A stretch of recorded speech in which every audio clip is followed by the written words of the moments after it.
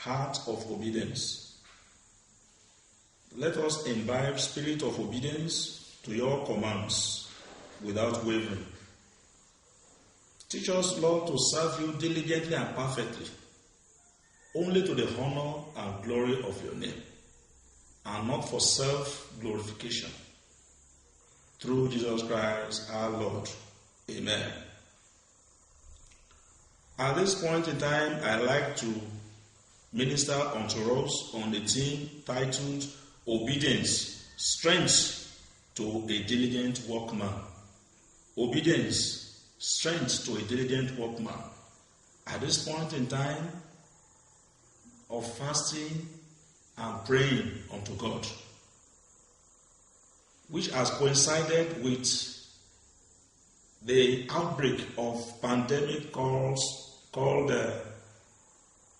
coronavirus or COVID-19. It is important for every preacher to make people to return to God in penitence, to soberly reflect upon all our acts of disobedience, so as to gain a new strength in the Lord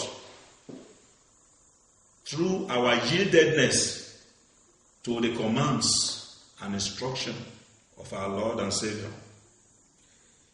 1 Samuel chapter 15, verses 22 and 23. It reads us, "Has the Lord has great delight in burnt offerings and sacrifices, as in obedience to the voice of the Lord?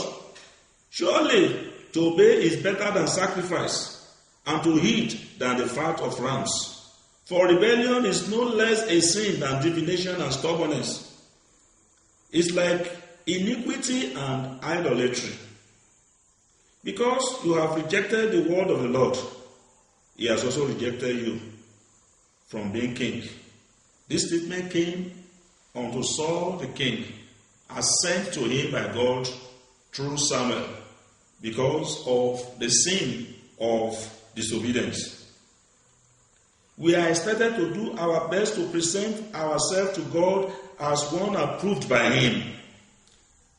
According to 2 Timothy chapter 2, verse 15, Paul says, "Do your best to present yourself to God as approved by him, a worker who has no need to be ashamed, rightly explaining the word of the truth."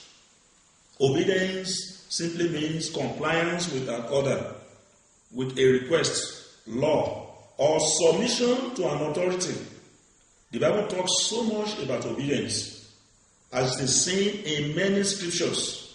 In all, obedience is seen as true sign of love for God. If obedience connotes love, it then follows that it is a command that must be abided with. The only way to do this is to know the mindset of God and to pursue it through the word of God. Obedience entails following the direction and commands of God. Obedience is better than sacrifice. In 1 Samuel chapter 15, from verse 22 following, we read the statement of Samuel to King Saul. Obedience here is considered to be primary, better than sacrifice. It is noted here that disobedience or rebellion is no less than sin of divination. King Saul's rebellion was as a result of stubbornness, and this is described as sin of idolatry. Deuteronomy chapter 18, verse 10 makes allusion to this. What was counted against Saul was that he was trying to make sacrifice as a substitute to keeping God's injunction.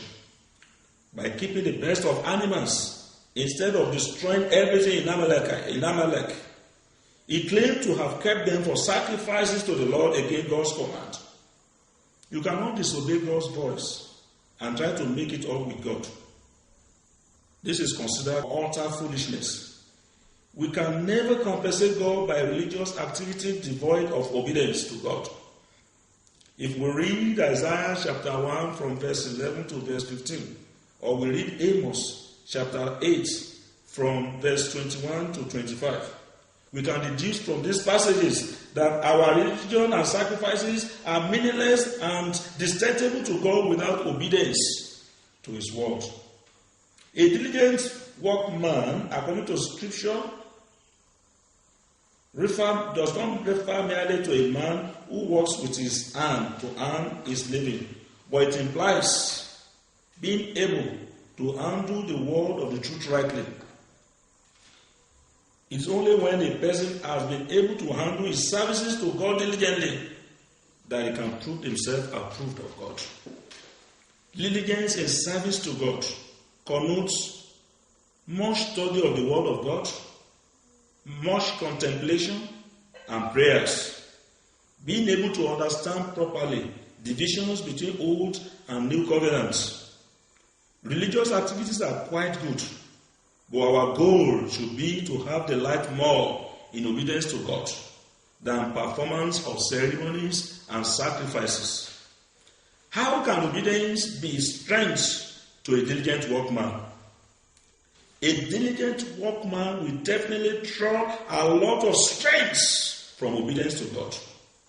Our strength culminates in moving aside and allowing God, His Word, His Holy Spirit, and His way of operating to move in our lives.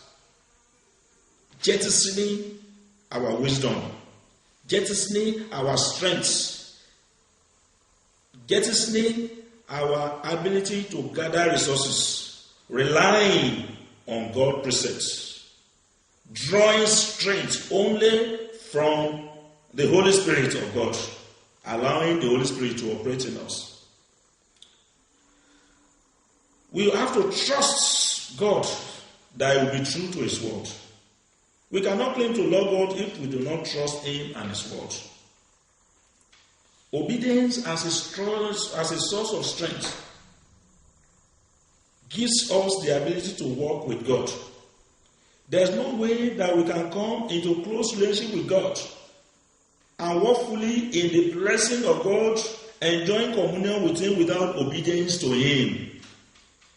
For instance, in Genesis chapter 2, verse 7 following, God, after breathing life into Adam, setting him in magnificent Garden of Eden, where all his needs were provided or met, expected obedience from Adam and his wife to his command.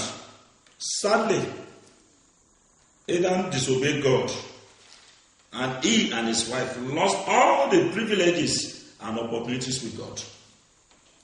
Noah in Genesis chapter 6 verse 8 was found to be blameless by upholding morality and goodness.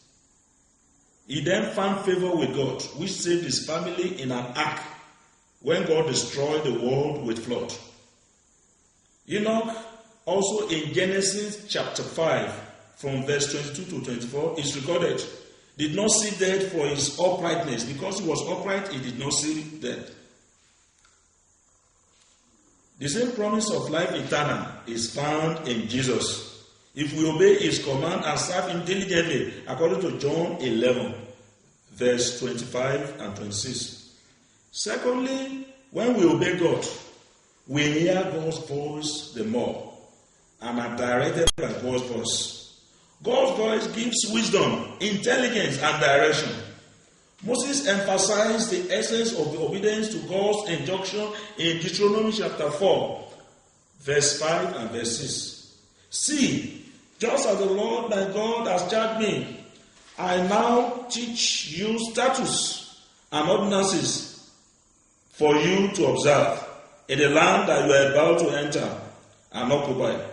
You must observe them diligently, for this will show your wisdom and discernment to the peoples, who, when they hear all these statutes, will say, surely this great nation is wise and discerning people. The voice of God can be heard from written word, logos, or revealed by the Holy Spirit, rhema, as we study the word. We must promptly obey and act according to the word of God. In James 1:22, the Bible states that one major strength that we need is obedience to the word of God. One major strength that we can gain is obedience. And that is blessing of answered prayer, and that gives blessing to our prayers all the time. Obedience is your best option. A life of disobedience creates fear and doubt in us, which leaves our prayers unanswered, because our hearts will condemn us for failing to obey God. 1 John chapter 3 verses 21 and 22 states that there is no strength in an already condemned heart. Proverbs chapter 28 verse 9 states, when one will not listen to the law, even one's prayers are abomination. Eternal strength from obedience is another blessing for a diligent workman. According to Jesus in the parable of the wise and the foolish builders, the wise has received wise counsel, and so he built on solid rock, while the foolish has taken foolish counsel by building on sand, sinking sand, and the building will soon collapse. When we obey God, then it gives us commitment to God's covenant with us. In Jeremiah chapter 31, verse 33, the word of God states, this is the covenant I will make with the people of Israel. After that time, declares the Lord, I will put my law in their minds and write it on their hands. I will be their God, and they will be my people. Oh my God. Obedience to the word of God gives commitment to his covenant, because the condition that we need to satisfy in our covenant relationship with God is obedience. God is the superior partner in the covenant agreement between God and man. And all that he needs from us, the provision, the conditionality, the condition is for us to be committed to that covenant established through our obedience to the word of God. You know, covenant is a mutual agreement. It's like a contract. The Bible sees covenant as an agreement between God and his people in which God makes promises and requires certain conduct from them. That conduct is obedience. Let's look at some of the covenant of God that God will ordinarily expect obedience from those he had covenanted with. He had covenant with Noah. After the flood, God promised that he will no longer destroy the world with flood. It was a covenant of a new beginning for man. This covenant was unconditional. There was no stipulations. God had a sign for the covenant, a remembrancer, the sign of rainbow, according to Genesis chapter 9, verse 12. Another covenant that we can make reference to is covenant with Moses. This is set in all the 5 books of Moses. Deuteronomy chapter 28 summarizes all. He said, if you obey my voice or command, it shall be well with you. Conversely, if you do otherwise, the reverse will be the case. Another covenant is the covenant of God with Abraham. This is covenant of grace. God called Abraham out by grace. He singled him out for a covenant relationship. The covenant includes 3 parts, as recorded in Genesis chapter 12, from verse 1 to verse 3. They are the promised land, the promise of descendants, and promise of blessing and redemption. The sign or the seal of Abraham's covenant with God is circumcision of every male in the household of Abraham. Another covenant is covenant with David. This is a promise by God to establish David's dynasty forever. The throne of David as a king and as a throne forever. The last covenant that I want to refer to here is the covenant of Jesus Christ, our Lord and Savior. This was predicted by Jeremiah in Jeremiah chapter 31, from verse 30 following. This does not abrogate the old covenant, rather it strengthens and gives it fulfillment or more strength. God very early in the Bible makes a covenant with his people. He had always wished to be God of his people. This, Adam and Eve lost and became a loss for all the people. God said in Exodus chapter 6 verse 7, I will make you my people and I will be your God. That's the greatest covenant one could receive from God.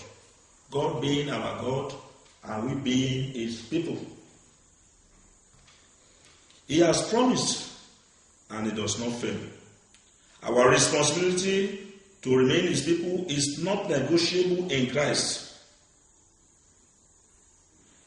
In this new covenant, we are reminded of Christ's covenant with us by bread and wine in the Holy Communion. By this, we are reminded that Jesus died on the cross to take away our sins, to reconcile us unto God.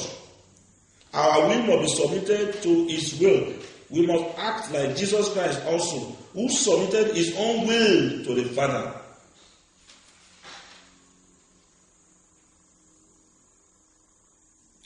Brethren, today we are encouraged to take the obedience of God, obedience to the word of God, which gives us strength to live our life according to the dictate of God. 1. Let us renew our covenant relationship with our Maker. Let us begin to please him. Let us begin to walk before him. Let us begin to be faithful to the covenant by doing his will. Next, let us renew our covenant with each other in our community, in our home, in our marriages. I think the perilous situation that we are passing through now has brought the whole of the world together. Even pagans, even atheists now believe in the existence of God. Everyone is under lockdown. And what are we now doing? We now submit our will, our power, our inspiration, our aspiration unto God. Everybody now fears the Lord. A lot of predictions coming from different pastors. Some said it has been predicted earlier on that this kind of pandemic will come into the world. But nevertheless, nobody can understand God more than God himself. The Bible says in Amos 3:6, shall a trumpet be blown in the city and people not tremble? Shall anything befall a people and the Lord does not know about it? God knows about all that we are passing through, but it is the right attitude for us to return unto him, to turn unto him at this point in time. Our wisdom has failed us. Our resources of money, of talent, of energy, all have failed us.